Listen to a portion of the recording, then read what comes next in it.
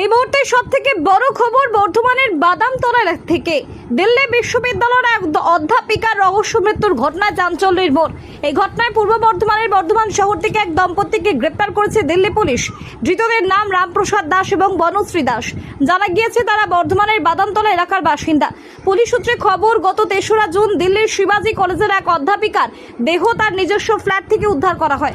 ঘটনাকে ঘিরে চাঞ্চল্য ছড়িয়ে পড়ে। এরপরই তদন্তে নামে দিল্লি পুলিশ। তদন্তে নেমে পুলিশ জানতে পারে অধ্যাপিকার বর্ধমানের বাড়িতে দীর্ঘদিন ধরে ভাড়াটে হিসেবে থাকতেন রামপ্রসাদ দাস ও বনশ্রী দাস। তদন্তকারীদের দাবি, অধ্যাপিকার বর্ধমানের সম্পত্তি দখলের উদ্দেশ্যেই এই খুনের পরিকল্পনা করা হয়ে থাকতে পারে।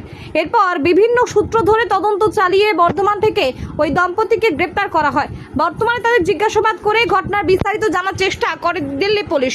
তবে খুনের পেছনে আর কেউ জড়িত রয়েছে কি না, সম্প্রতি সংক্রান্ত বিরোধ কতটা গভীর ছিল তা খতিয়ে দেখা হচ্ছে।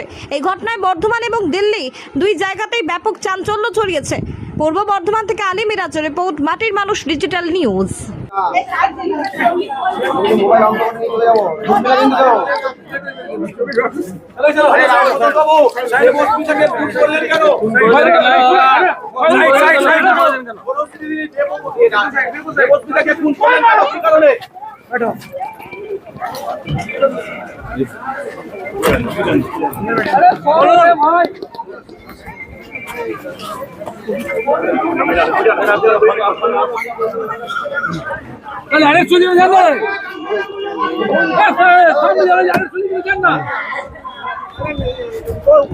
मुझे तो आने दो एक बार, मुझे आने दो।